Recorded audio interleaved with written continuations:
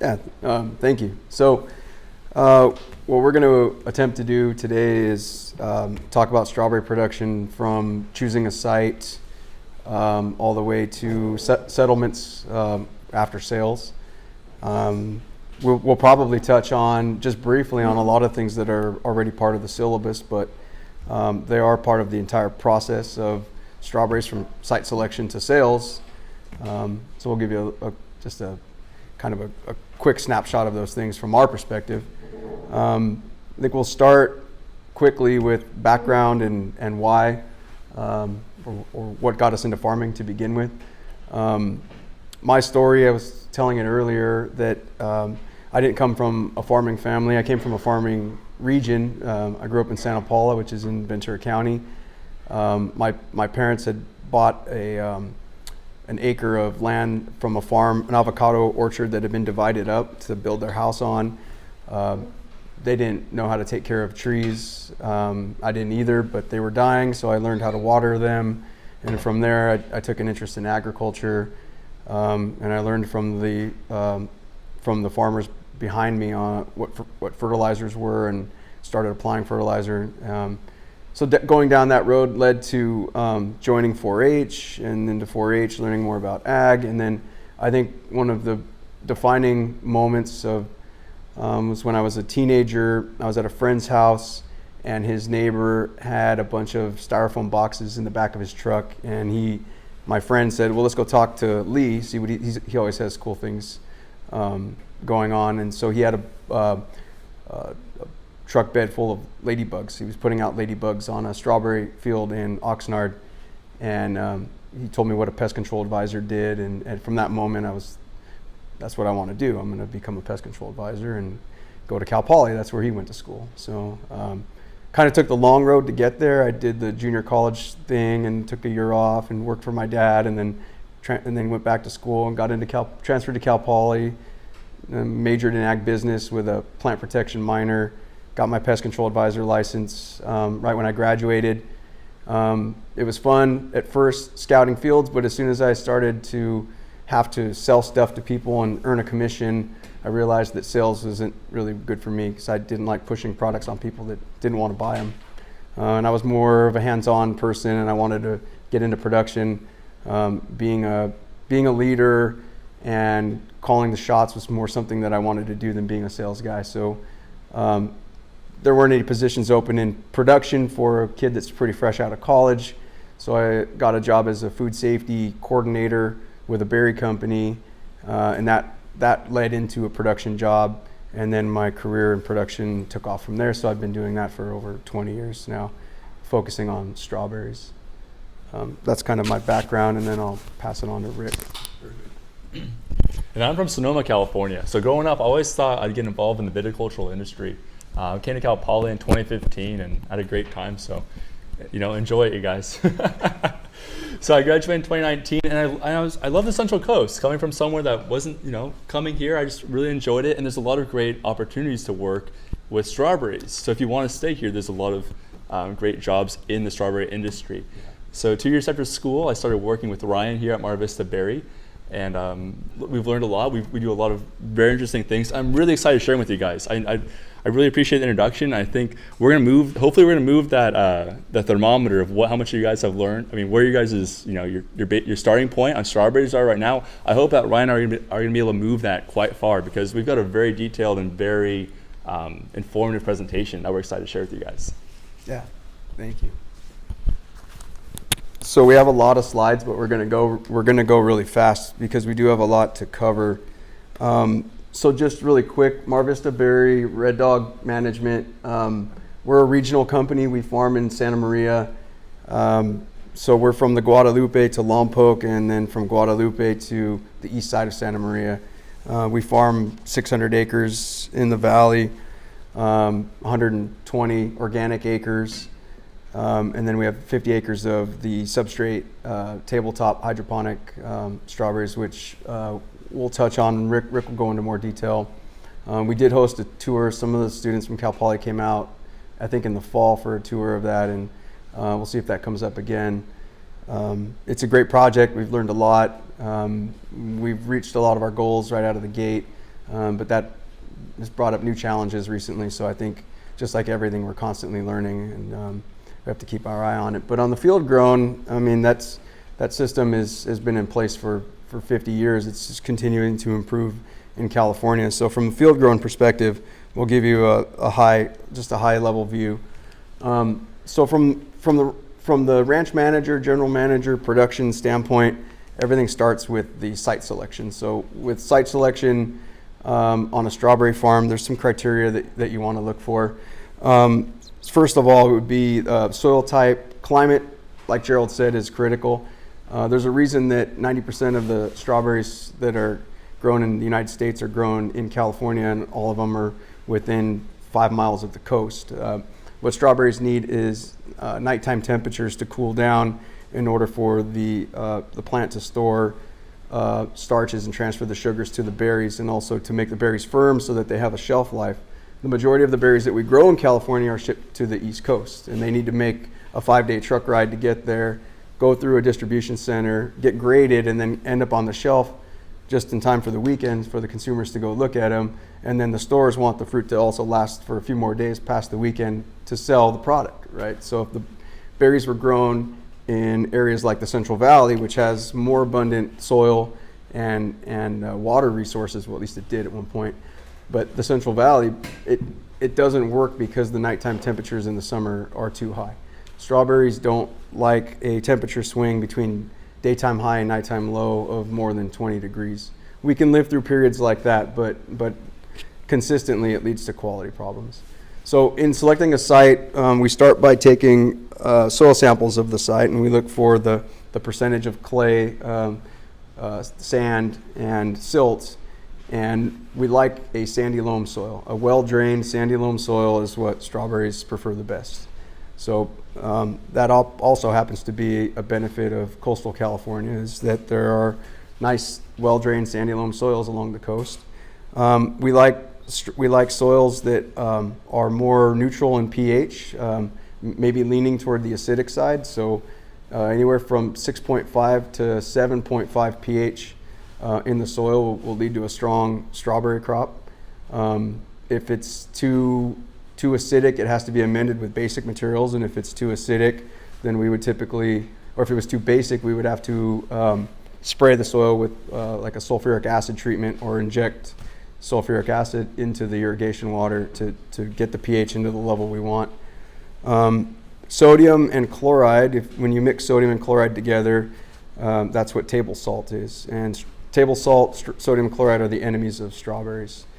So if we find a piece of land that has high sodium and high chloride, that's not suitable for strawberry growth. So these are the boxes that we check when we're evaluating a piece of property to grow strawberries on. pH, we look at the nutrient balance, NPK, the minors, we look at the sodium and the chloride, and then the next thing we look at the water quality. So water quality, the same thing. This particular water sample has a pH of 8.4. This water on its own wouldn't be suitable for strawberries. We would have to amend this water with like a sulfuric acid injection system to bring the pH into a preferably 6.5 to 7 range, and then introduce the fertilizer into the mix. So we look at water, we look at the sodium and chloride levels of the water sample. There's chloride, 2.56 milliequivalents per liter. That also is on the high side. Preferably, we'd like that number to be below 1. So this water would be challenging to use for strawberries. Another part of site selection is food safety inspection. It's a really important part of what we're doing. And so we're looking for things like animal pens, a dairy, horse pens that are near the farm. We can't have anything like that upstream where runoff water will enter into the farm. Those things, they're part of the pre-ranch inspection checklist. If there's anything that could contaminate the crop, then it's a no-go for the site, for the location. Some people will take the risk and say, all right, well, if we set up a buffer zone between here and there, That's a risk that some companies are willing to take. That's not a risk that we would be willing to take. We would have to pass, or at least separate, and it would be a substantial buffer zone, more than feet, but hundreds of feet, if we were to choose a location like that. It's because it's a fresh product, right? There's no pasteurization. It's going straight to, That's right. people's kitchens. Strawberries are field packed, so they're not processed and not fresh market strawberries. They're harvested by the harvester, put in the clamshell, filled, and the lid closed, and it doesn't get touched by another human being until it's at the supermarket. So another big part of setting up a ranch is getting in contact with the water board. We are monitoring our water quality. We're watching for nitrates in the water, as well as when we're reporting this to the water board. It's a California governed entity. And it starts out by mapping out the APN of the ranch that we're farming. We're going to be walking through ranch. This is our ranch 9. And there's going to be a couple of examples that we'll be showing you guys through the process here. And we've got ranch 9 marked out. We denote how many wells on that property. And as well, we're also we're monitoring and watching how much water we're using for that well as part of regulation. Right. All of the coastal zones in California have these regional water quality control boards that are regulated by, I believe it might be the EPA, state EPA, but the water's regulated, and so these water boards set rules under the guidance of the state, and so go ahead and go on. Yeah, I just wanted to give some color to that. Yeah. And part of it is, in order to apply a restrictive chemical, like a pesticide, we need to apply for a permit with the county.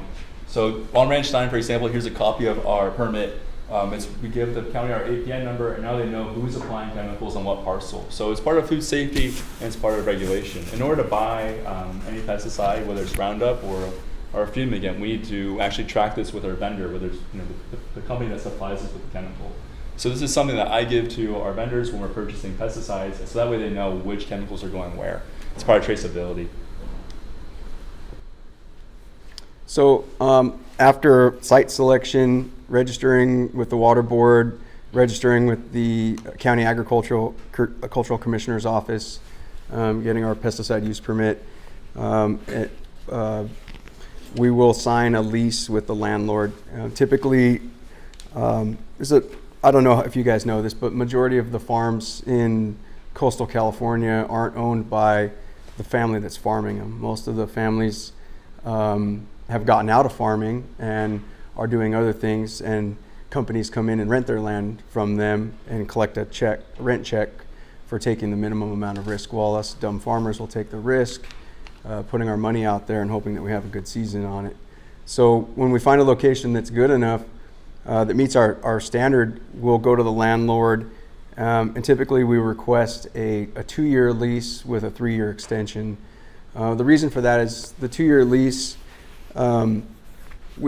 we're going to need a season or two to see how the land actually performs. We think that we did our due diligence on it, but we don't want to get locked into a 5-year lease where we're on the hook for 5 years of rent, just in case it doesn't work out the way we think it's going to work out. So we'll request a 2-year lease, which typically will be the minimum that a landlord would allow. 2-year with a 3-year extension. The 3-year option is ours to play. So if we invest in the land, it's a good piece of land, we invest money into it.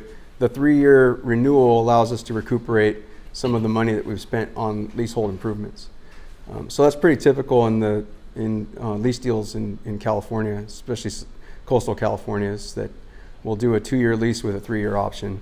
And then once the deal becomes pretty predictable, we can expand that to a 3-year with a 3-year, and we'll find middle ground with us and the landlord.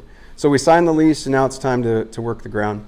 We bring in our equipment like this John Deere pulling a disc, and what we're trying to accomplish is aerating the soil. And so we'll disc the ground, rip the ground, which is it's a slang we use for subsoiling. Subsoiling is pulling these 40-inch shanks through the ground to break up any hard pans. It helps with drainage. To be successful in strawberries, we need an aerated, well-drained soil, so we really work the ground.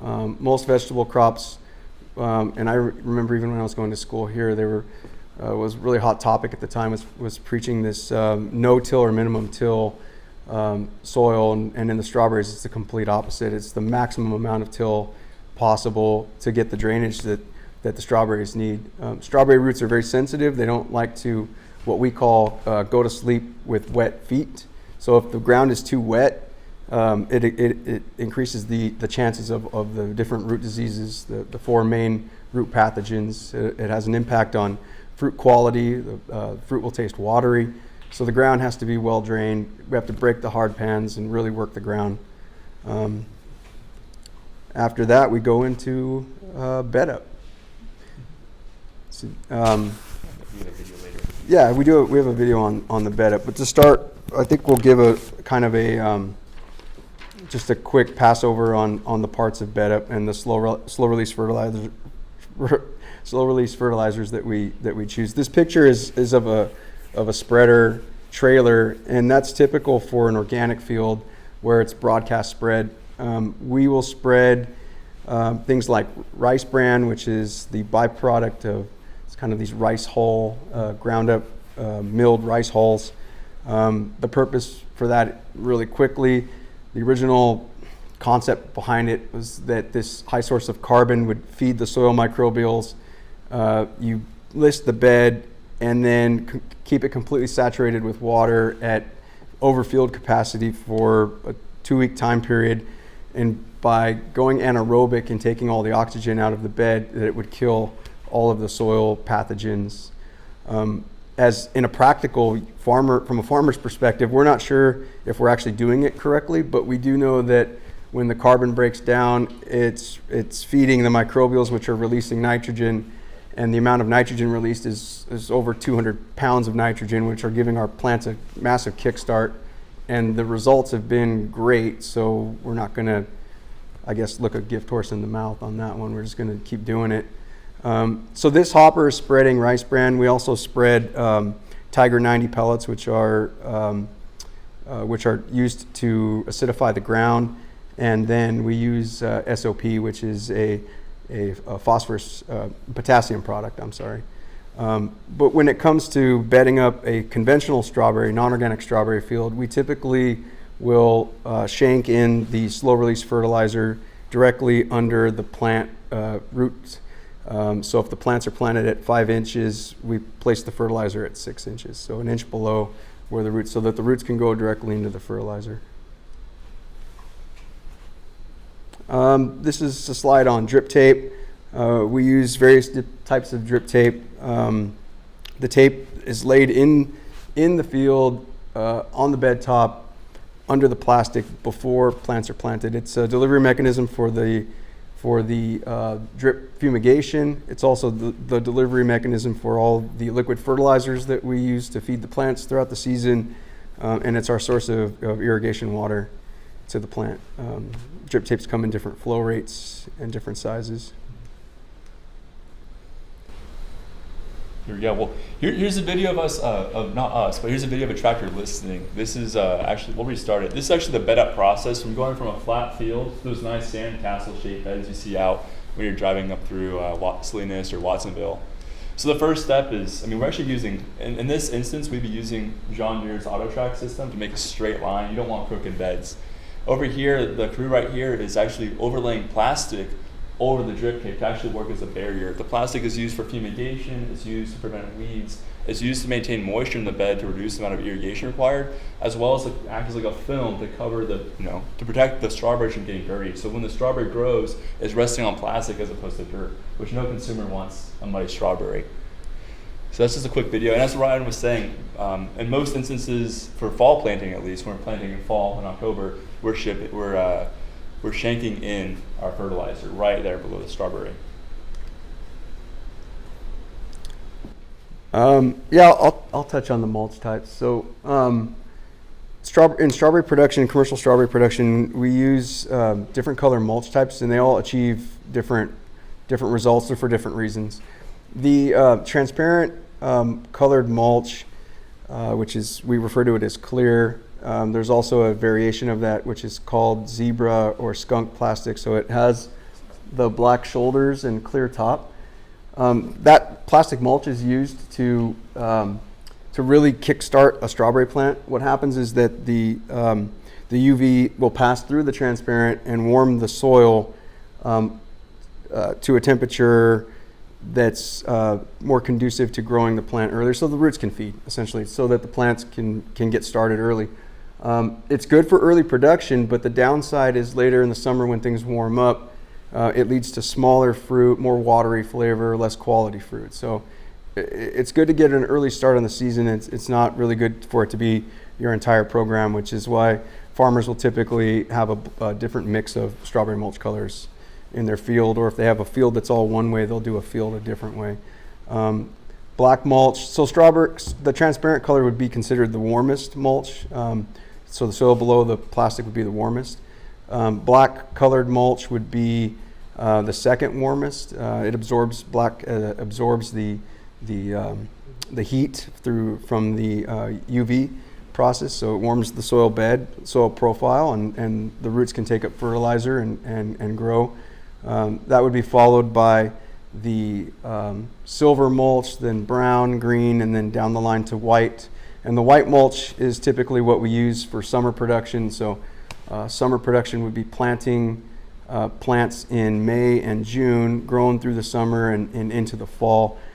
We actually don't want the soil temperature to be above 65 degrees at that time of year. We want to slow the plant down. We want to grow the plant more for the fruit quality at that time of the year. So we use the transparent, the black, the silver mulches in our October, November plantings to speed growth up along over the winter through the shortest day of the year, try to get a head start going into spring and get that early production, and then carry that production on through the summer, and then we will stretch that out as far as possible into the fall, trying to make as many boxes as we can.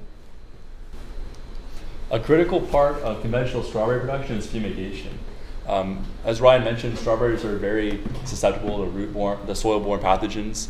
So, and this kind of ties back into the mulch setup we have here. So there's two types of fumigation I'm going to cover. There's flat fume and there's bed injection.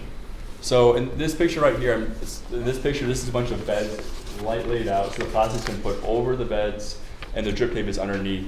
In this instance, there's no holes in the plastic. It's a completely sealed bed. The idea is, the plan in this situation is that we're going to be injecting chemicals such as PIC 460 or trichlor into the bed to eliminate pathogens in the soil profile of the bed. We're basically tenting off the actual footprint of the bed where the root zone will be and just targeting that specific area. We're using a plastic that's called total impermeable film. It's the same type of plastic that is used in medical applications. It's the same type of plastic that you guys have, when you buy a steak. It's the same type of saran wrap. It's food grade and it also traps all materials. So by using this TIF, we call it TIF, we're able to trap the gases in the soil where they work to eliminate pathogens. So I'm going to continue to go a little bit more in depth here. On the right here, this is a picture of a flat fume rig. There's a company in California in our area. I believe there's one in Salinas, but in our area we just have to work through Tri-Cal. And what they will do is they're gonna rip with shanks about 30 inches, 40 inches deep, and actually inject the fumigant behind the tractor. Behind the shanks, they're actually gonna roll like saran wrap this same TIF plastic to trap the gases in the soil where they're gonna react and actually clean where the root zone is gonna be later. So we actually do this process before we list the beds, before we make those sandcastles. We're gonna actually inject the fumigant right here. We don't prefer to do this method, but in a pinch, this is something we'll do when we're against the clock or if the soil type isn't conducive to the bed fume. We always prefer the bed fume. It's a little bit more it's more economical because there's less plastic, there's less, it's all around easier. Yeah, the gas is more targeted, and the broadcast or the flat fume, we're fuming what would be the future furrows, but in the bed fume, we're only fumigating the soil profile that the plants are going to grow in. Another thing to touch on is that in the flat fume broadcast method, they're actually injecting the gas, which volatilizes and moves immediately after the mulch is laid down, whereas in the bed fume process, the gas is delivered via the irrigation system, so it arrives with the water and doesn't volatilize until it separates itself from the water, and then the gas will move in the soil profile, targeted in that just in that specific area. This is, it's probably more you. Yeah, I can touch on this one. Okay. So, yeah, why do we fumigate? Fumigation is a critical part to California commercial strawberry production, infield production. There's volumes of books on the pros and cons of fumigation, and a lot of that can be researched. But from our perspective, this picture really says it all. Right over here, you have a fumigated field, and this is the risk of an unfumigated field. We're spending all in before we even harvest a box. We're spending about $30,000 an acre to set up a strawberry farm, plant it all the way until the first day of harvest. So $30,000, $300,000, for 10 acres, $3 million to farm 100 acres. We have a lot invested in the crop. Fumigating is a critical insurance policy that we're going to get a return on the investment that we made, and so that's the economic reason why we fumigate. The scientific reason is because of the 4 main pathogens that are found in California soils, and those would be Fusarium, Verticillium, Macrophyllina, and Phytophthora. And so out here in the Strawberry Center's test plots, you guys are all welcome to talk to Dr. Holmes about that. And I'm sure that someone would give you a tour if you wanted in more detail what those look like and how damaging they can be to strawberries. Perfect. So since fumigation is very regulated by our county, there's actually a couple of steps. I'm going to walk you through that. A big part of my job at Vista is actually working with the county hand in hand and our pest control advisor to set up a safe plan to apply these chemicals. It all starts off with a fumigation summary outline. This is actually paperwork that I submitted to the county.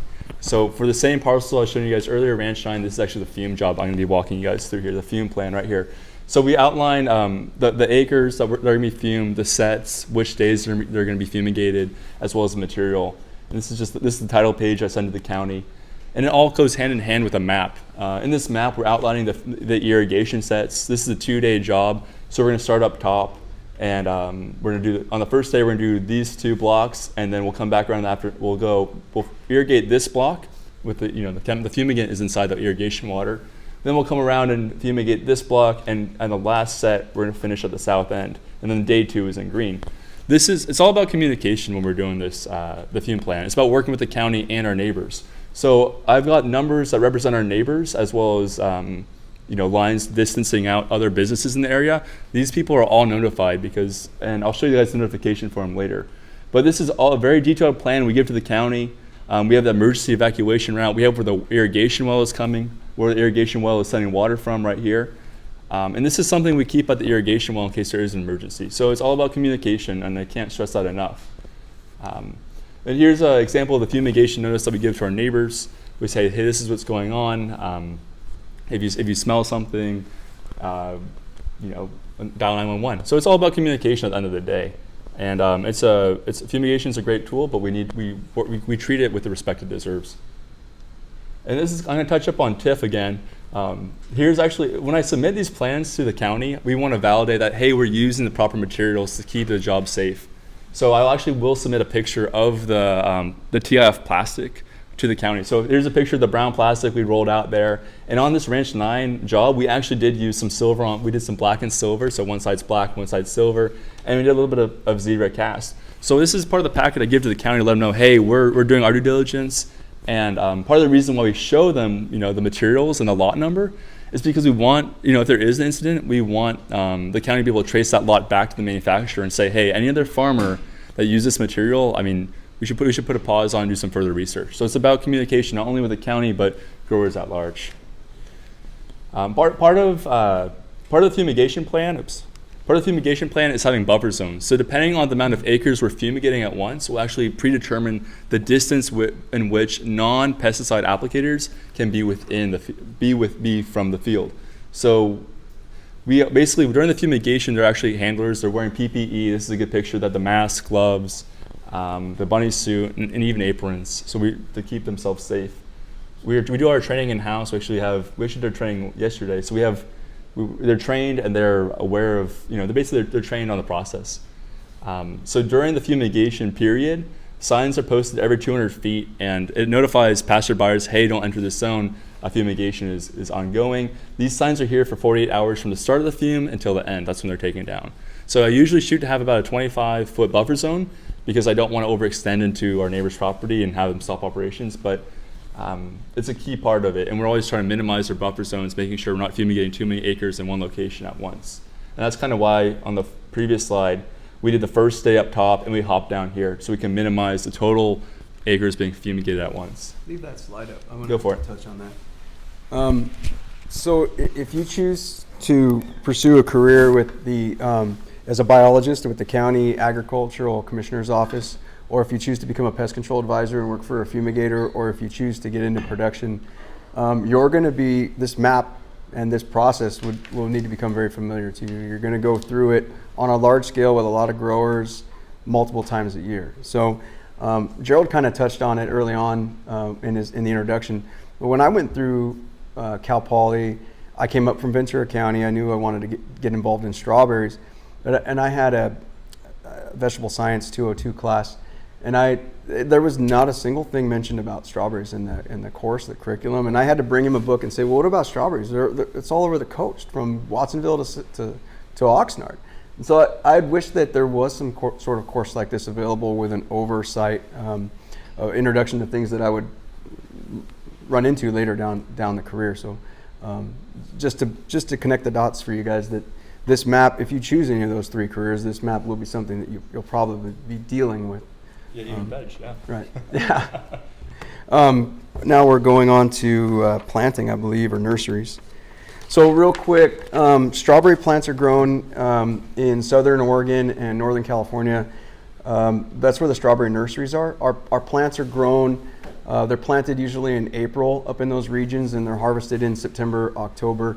The reason that strawberry plants are grown in what we call high elevation nurseries in those locations of Northern California and Southern Oregon is because the night and daytime temperatures, or generally temperatures below 45 degrees, start to accumulate faster than they do in any other growing area close enough to the coast to be cost effective to get the plants to us. They have the soil types up there that meet all the site selection requirements, sandy loam, well-drained soils, they have the right pHs, and what they have is a higher elevation where the plants can accumulate chill or reach dormancy in a sufficient manner to be harvested and then sent down to the coastal growing areas to be planted and start producing. So a strawberry plant needs X amount of hours below 45 degrees, which is called chill hours to reach dormancy. So the plant, through photosynthesis, converts energy to sugars, stores them in the crown. So it's basically going to sleep so that when it wakes back up, it has the energy that it needs to grow roots and to produce. Without having to take up fertilizer immediately, the energy that the plant needs to start over again is already stored in the crown. So our nursery stock comes from Northern California, Southern Oregon, and then it's brought down to the three main growing regions. There's another, well, it's the next slide, but these are what the plants look like. Bare root plants, they're grown on the Strawberry Center website. There's a really nice detailed 15-minute video on all things California strawberry production, and there's a real detailed section in that video on nursery production. And I think if you want to learn more about how plants are grown in the nursery, that video will give you the information you need. But the gist of it is that mother plants are grown in a single strip. Strawberry plants send out runners, which are daughter plants, so it's connected. The next plant will start, and then down the line, all of those plants outside of the single initial strip, the majority of those are harvested, and those are the bare root stock, which come down to us and are planted in coastal California. Like a spider plant. It does. Strawberry plant sends out these, and we have a picture of runners, so we can tie that in later. I guess this, real quickly, this is a tray plant or plug plant. So strawberry plants can also be propagated in a container setting. There's pros and cons to that. There's been a lot of inconsistency in yield, and so that's what's kept it from becoming a standard practice. But we continue to evaluate and look for opportunities with that plug plant option. So moving on to strawberry planting, this is a picture of a tractor with what we call a spike wheel. We punch these holes in the bed. So site selection's done, fertility, the beds are done, the fumigation's complete. The next step is to spike the field. These holes will mark where the plants are planted. The spike is about 5 inches. We want to take those bare roots and plant them straight down in every hole and then close the hole. Yeah. This is a video of planters planting in the field. As you can see, it's stooped work. It's labor intensive. Strawberry work is some of the most difficult work in all of agriculture, from planting to harvesting. We're constantly chasing mechanization, ways of replacing this labor intensive, difficult work with mechanized version. But planting through a plastic membrane, if you will, or mulch is a challenge that hasn't been, that we haven't found the solution to that yet, but it's something that we need.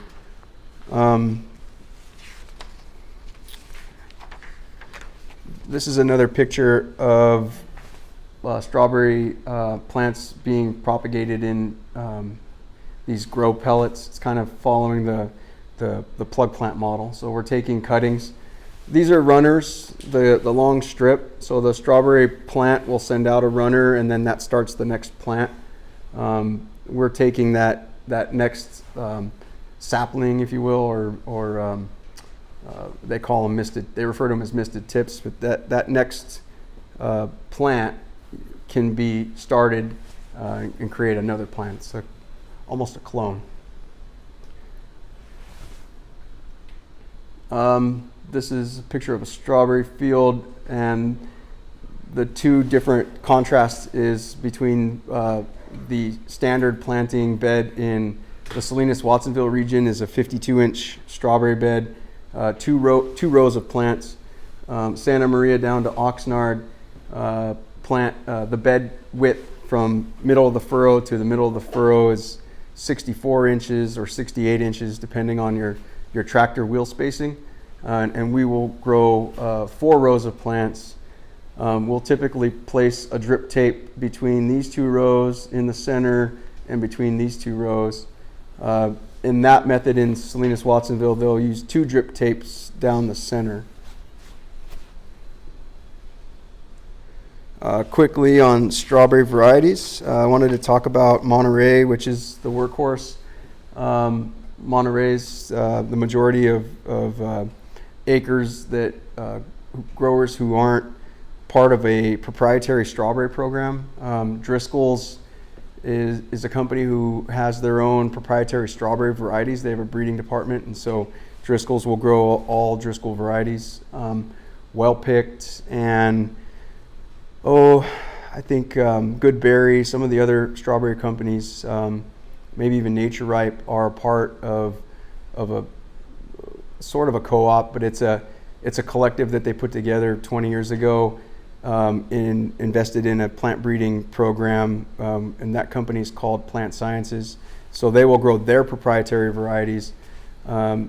There's a few other smaller strawberry shippers who have their own proprietary or have access to a proprietary, and then all of the growers who choose not to be part of a group will plant varieties that are released by the UC system, and these UC varieties are available to anybody.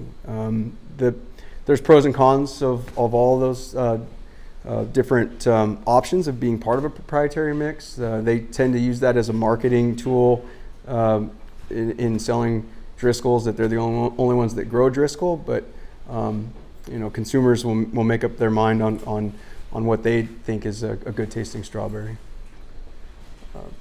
So Monterey, being a day neutral, says it's moderately day neutral. We plant Monterey in October and November in the Santa Maria region. Watsonville Salinas will plant Monterey in November, and then that fruit will start to be harvested in April. So April through sometimes March, but April through the following October. So we call that a fall planted. Fronteras is a short day variety. This is predominantly grown in Oxnard, and then the east side of Santa Maria. So east of the 101 freeway is considered east side Santa Maria. This variety is planted in late September, October. It comes in the early spring, normally like gangbusters, and it's done by June. So this season is relatively short. It's a spring-bearing variety, whereas the Monterey will produce in the spring, in the summer, and then into the fall. The following variety, which will be Portola, we plant this variety in May and June. Portola being a strong day neutral, it will yield August, September, October, November. It'll want to keep yielding, but usually we get shut down by frost or weather. But then it's not a strong yielder in the spring. So those are the three different plant types that are grown in California in the three different areas. Brian, would you describe what day neutral and short day varieties are? Right. So plant flowering, strawberry flowering, and actually tomatoes and other crops as well. They're triggered by photoperiod. So the day length is what triggers the plant to initiate fruit production.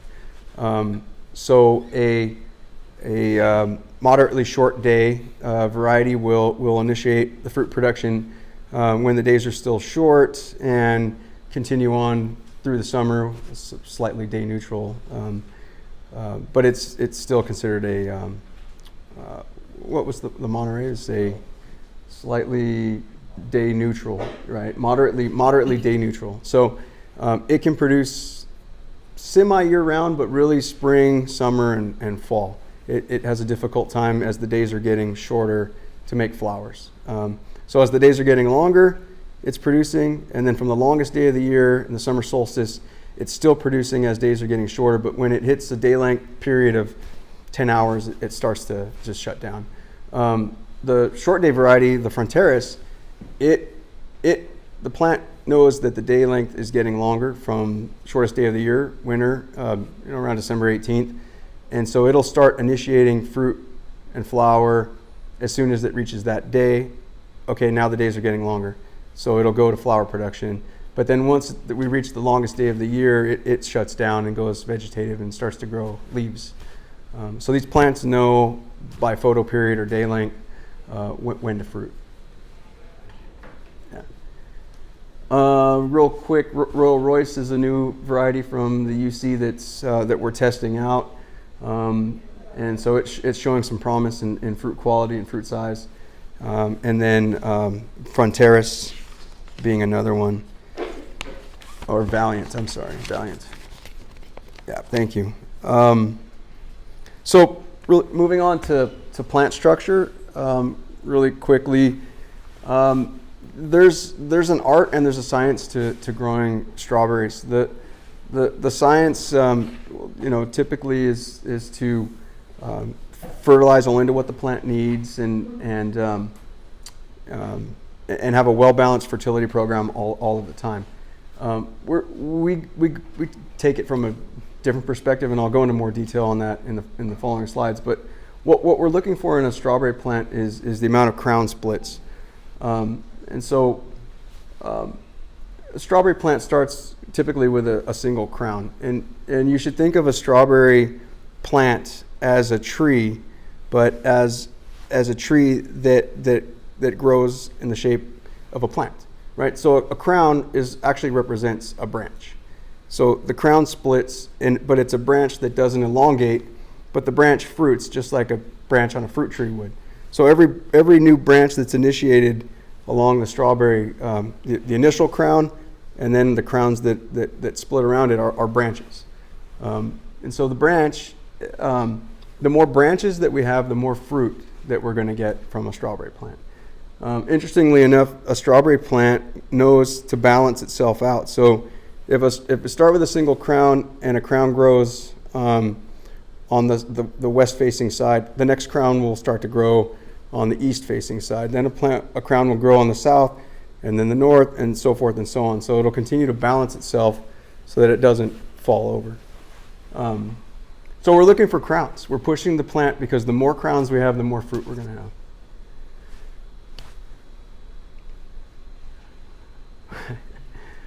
Yeah. So after planting, after the plants are planted, for the first couple months, all we do is water. Water. It's about 2 months of watering. That's what I said, the first 2 months. But initially, you want to not have any water stress or the plant to go dry in that initial transplant period when the plant is sensitive.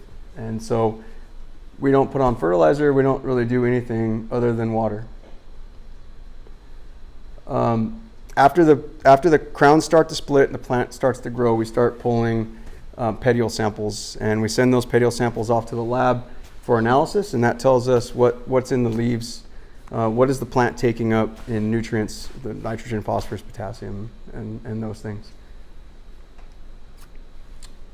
So the first flower flush that comes out of a new fall planted plant, Monterey, and Portola, we refer to that flower as the mud crop, and we'll go through and cut those off. And what that does is that allows the plant to reset from being in fruiting mode back to vegetative mode. And so it'll make the roots stronger, and it'll start the crown split initiation sooner, which is critical to producing more. In strawberry production and growing strawberries, what we try to do is get into a rhythm. Like I said, the book says to have a well-balanced fertilizer program. What we actually do in commercial strawberry production is we get into a rhythm of growing the plant, and so we look for crown splits, and we look for signs that the plant is getting into a fruiting cycle. When we see that sign, we push the plant with nitrogen to push out those flowers, and then we follow that with feeding for more of the quality aspects like phosphorus and nitrogen, or phosphorus, potassium, and the minor elements. That's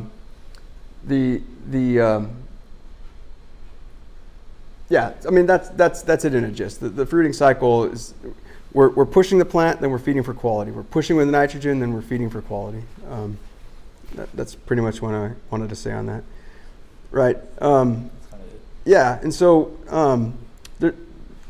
commercial strawberry production, our goal is to make as many boxes as possible. That's the economics of. We're trying to be profitable. Profitability equals sustainability.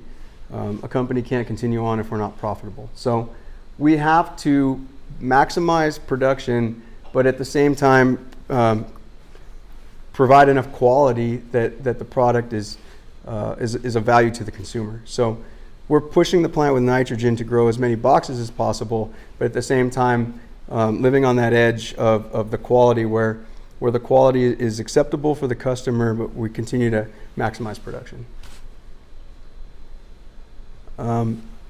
Pests, there's an endless list of pests in California strawberries. This picture is of a sulfur duster, so we're dusting sulfur for mildew. One of the biggest pests in California strawberries is the two-spotted mite. Two-spotted mite literally sucks the life out of a strawberry plant, reduces the overall yield potential. This picture is an exaggerated. If we see this in the field, we have a fire on our hands, and so the two-spotted mite will create the webbing, lay eggs, and we have either the chemicals or the pesticides that are available to deal with two-spotted mite are not effective. what we use and even through trial and error are the beneficial mites, and then we found some of these alternative type sprays of adjuvants that are actually more effective than pesticides. But the Persimmilus is a beneficial mite that's been the staple for two-spotted mite control in California for years.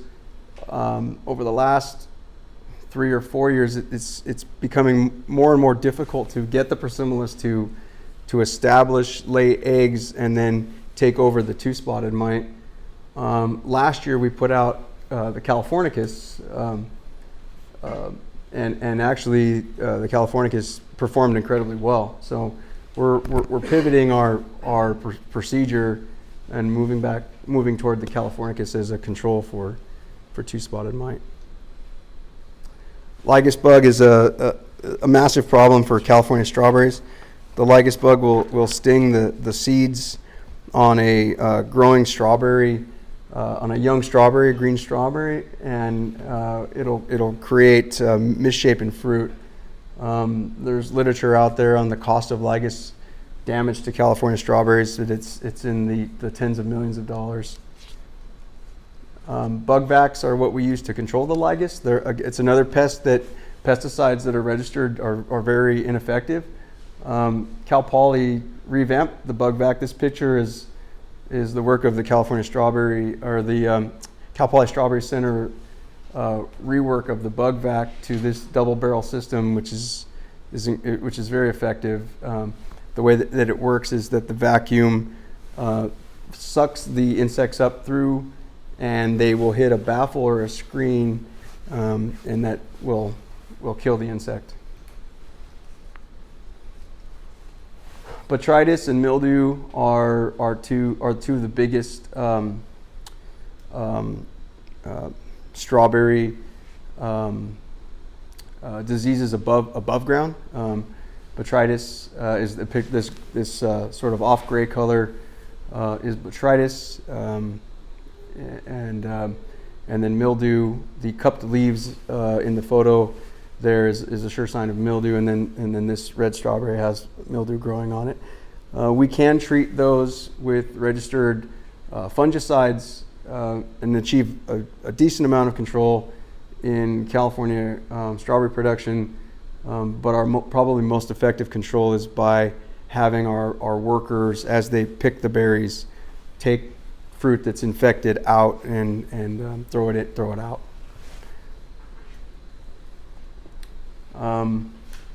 In-house spray program.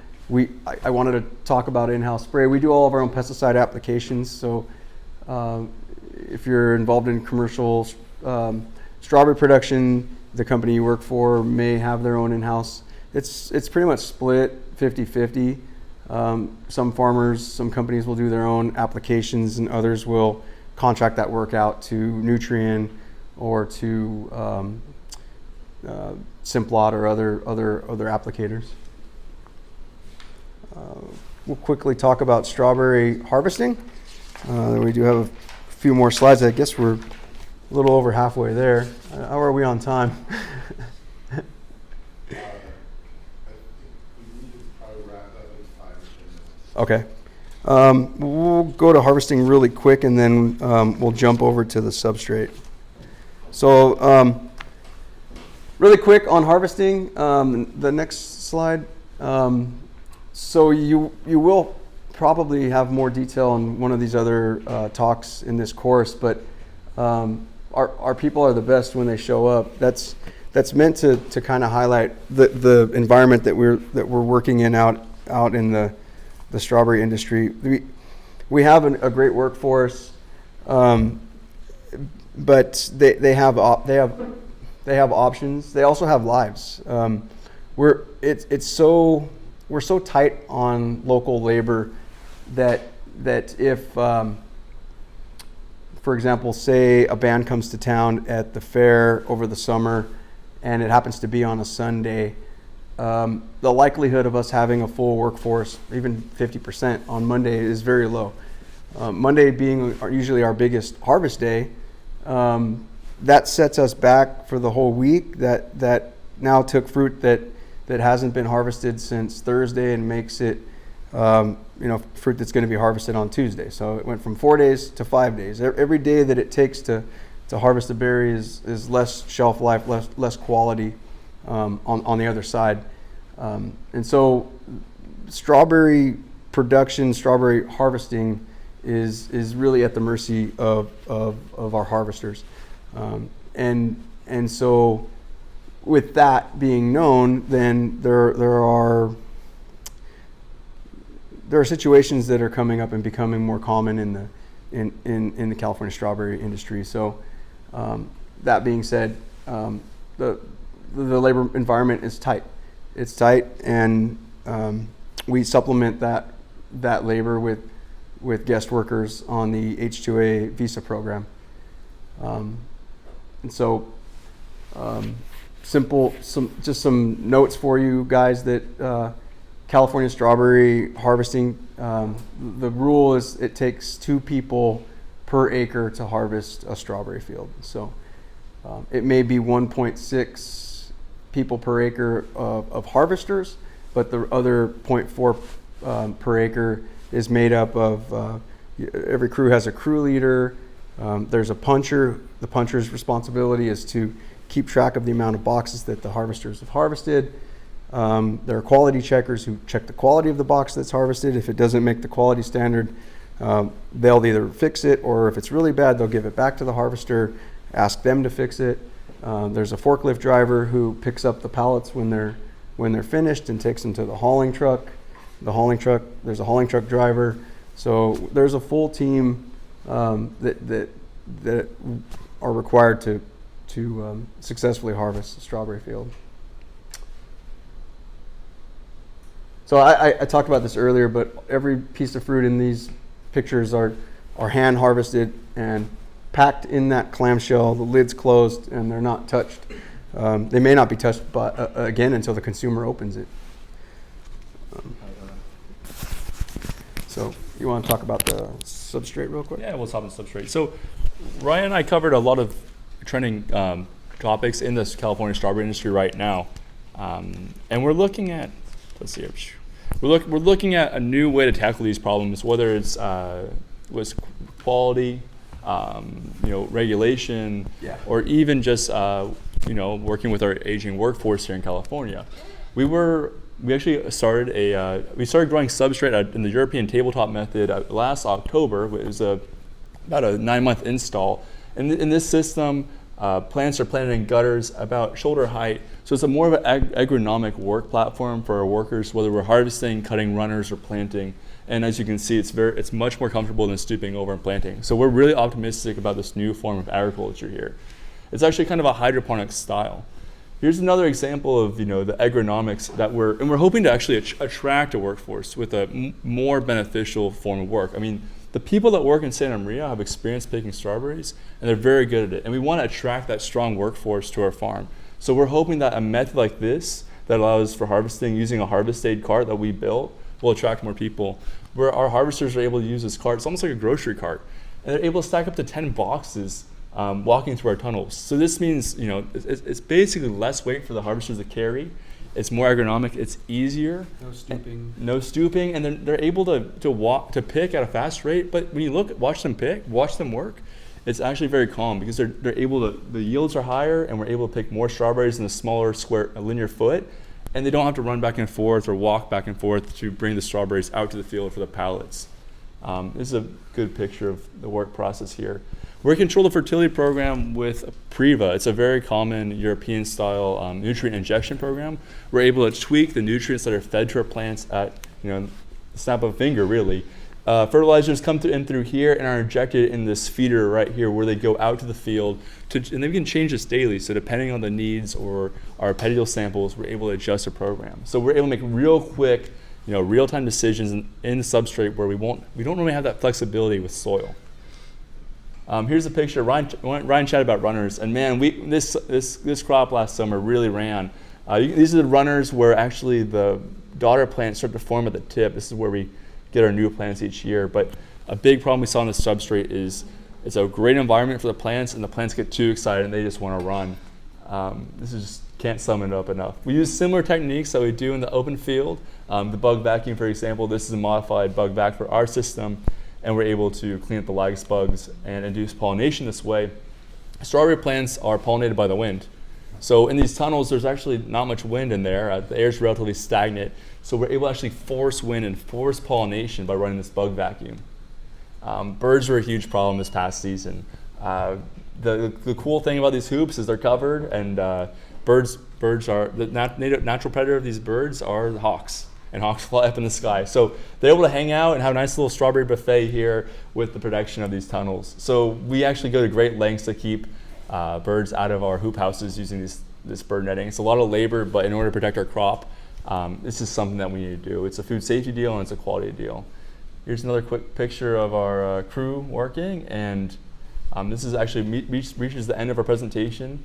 This is our contact information, our emails. If you scan this QR code, you can link in with us. Ryan and I are very active on LinkedIn, so you guys feel free to connect with us, and especially if you have any questions about that 300-word essay, feel free to reach out. And yeah, I hope you guys learned a lot. I'd love to take a few questions if possible. Yeah. All right. Yeah. Now let's thank our committee.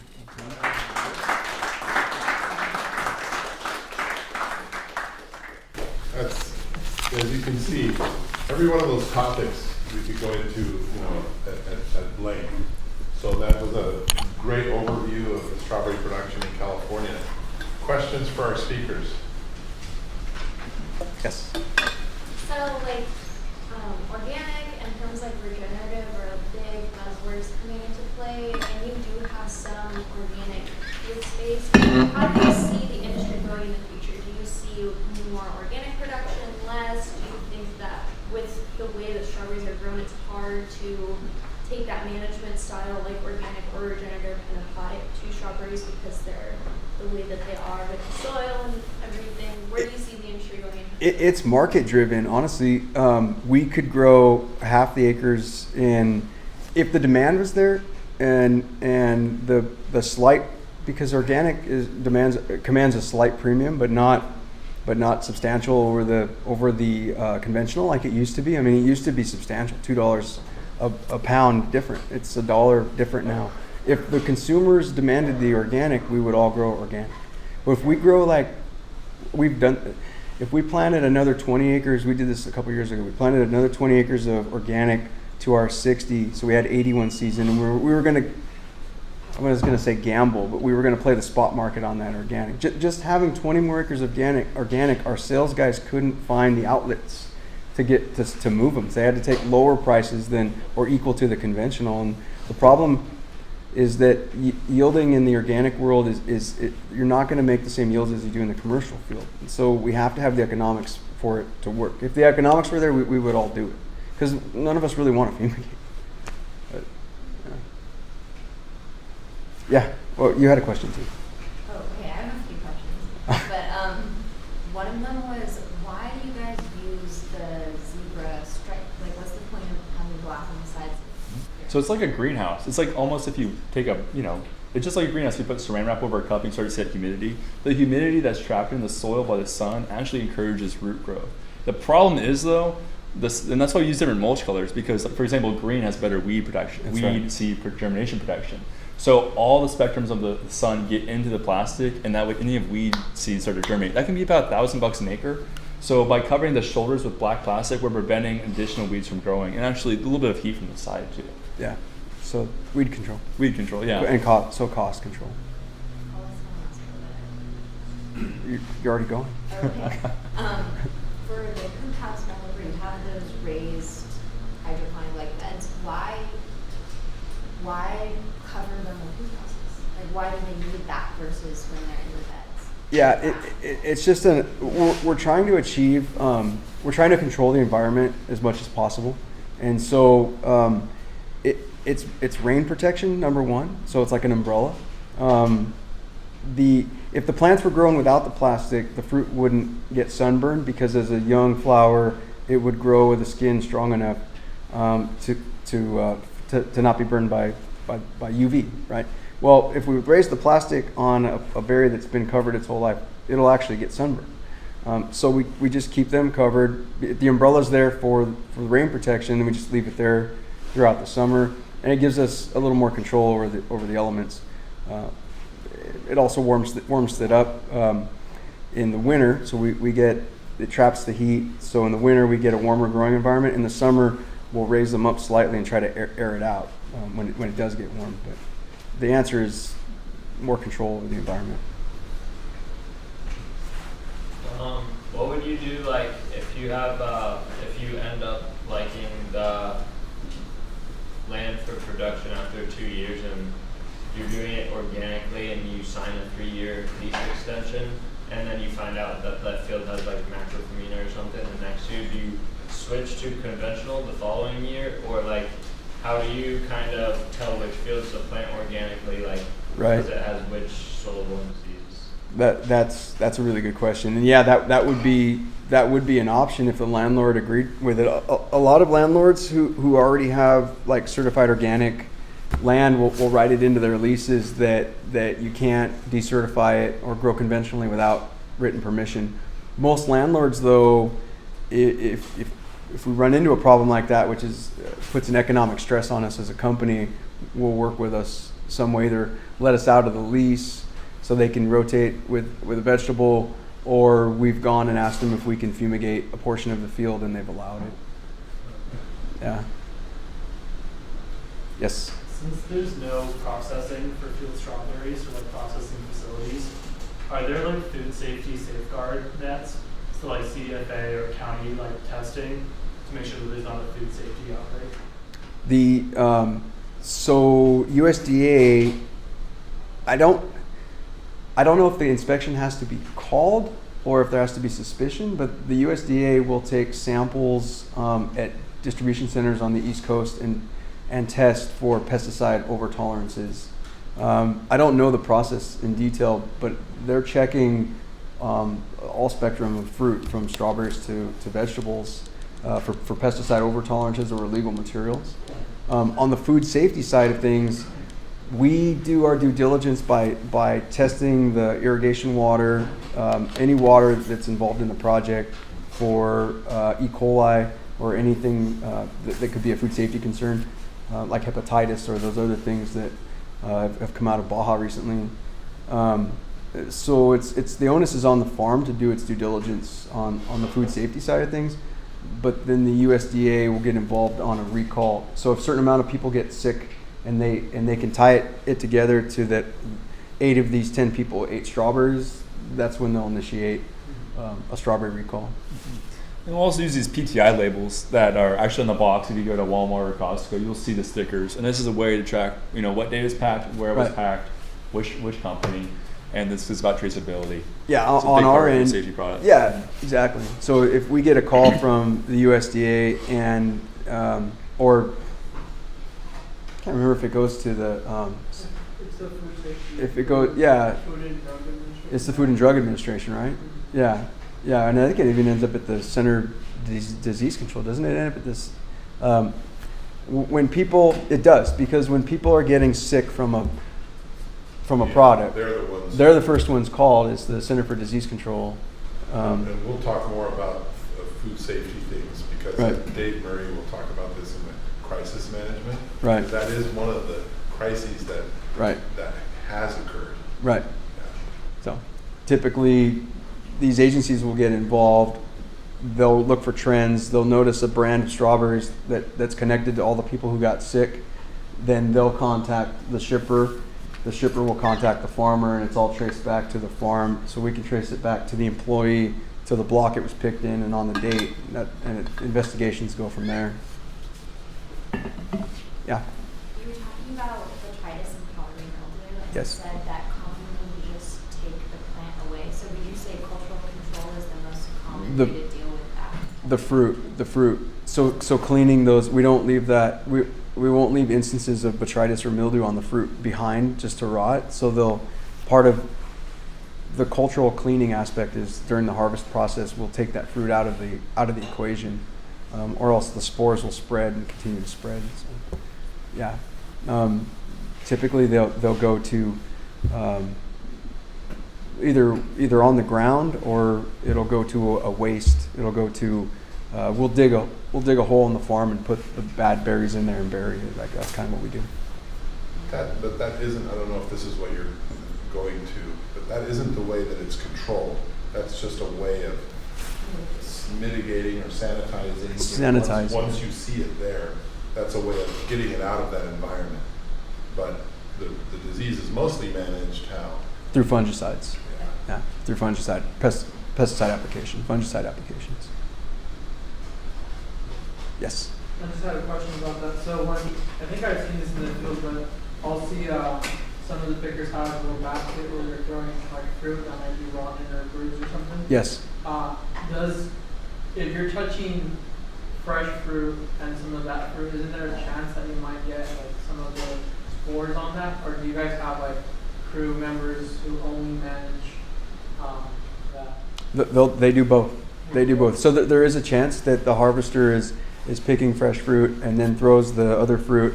They're not washing their hands between that action, so the botrytis spores could be on the fruit, but they would have to find a weakness in that fruit skin to enter it, right? So they're sitting there, but they can't enter the fruit unless there's a cut or a way in, and so typically they'll just die. Yeah. Any other questions? Yeah. For the substrate in house, do you see like any big difference in pathogen pressure? Like, is it big enough to do management in house? To do a different management practice. Like, do you need management practices for soil-borne or any type of pathogens in-house? For botrytis and mildew, we do treat differently than we do the open field. So, but it's also because the structure is different. We can turn the nozzles on the spray tractor and point them directly over the plant and do what we call like a drench. So really force the material to spread into the crowns and roots. We've done that. We did that recently. For the mildew control, we've been running silicate in the fertility mix. And the silicate has been helpful. I don't really understand how it works, but there's literature on it that says the silicate. It's the space between the cell walls and the plant. The silica fills in that spot, and it prevents spores from penetrating. So it's kind of a fill-in. Yeah. It's also about if you have a healthy plant. I mean, if we're exercising and we're eating good food, I mean, we're less likely to get sick. If we're able to provide a system for our strawberries, they're receiving all the nutrients they need, we're able to better protect them from viruses. Yeah. So yeah, we are doing it slightly different. Is there a significant difference in price of rice bran and then fumigating? That's a good question. The price of rice bran versus fumigation. Because yeah, you're right. Right. Fumigation is a way to mitigate. I mean, the idea is to take all the oxygen out of the soil so no pathogens can survive. And rice bran is the complementary side of that. Interestingly enough, so the rice hulls or the rice bran itself isn't the expensive part. It's the trucking of getting it from Northern California, Chico, down to the coast. So the cost is in alignment. So to do the 10 tons or the 8 tons of rice bran to do an organic field, the comparable cost to do the fumigation, they're both $3,000 now. But the biggest cost of the rice bran is the trucking of all things. Benefit-wise, though, again, we're not entirely sure we're doing the anaerobic part correctly, but we think that just getting that push of that release of nitrogen from the rice bran converting to nitrogen is giving the plants this massive start organically, which is enough to give them the strength to overcome the pressures of the soil and get a head start. So it's working. And then there's more water being used when applying rice bran versus the fumigation. There would be, yeah, because we would have to water once we reach field capacity of the bed. Then we're watering every day or twice a day to maintain that for 2 weeks. Yeah. For the pest management section, you said real quickly you found an adjuvant worked better than actually spraying pesticide. Yeah. You're talking about just like drowning the pest? Exactly. For like a spreader? Exactly. Okay. Yeah, exactly. without even just using it. So this is Exactly. We're mixing the three things together: a fertilizer, an adjuvant, and two fertilizers and an adjuvant. And basically, they're drowning the mites.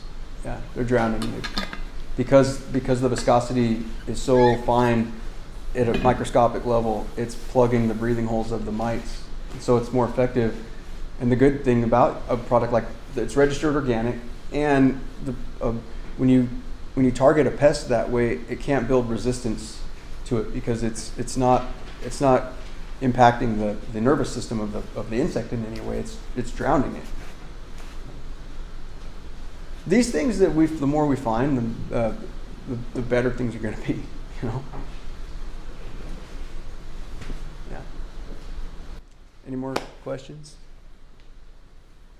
All right. Thanks, everybody. Appreciate your hanging in there. This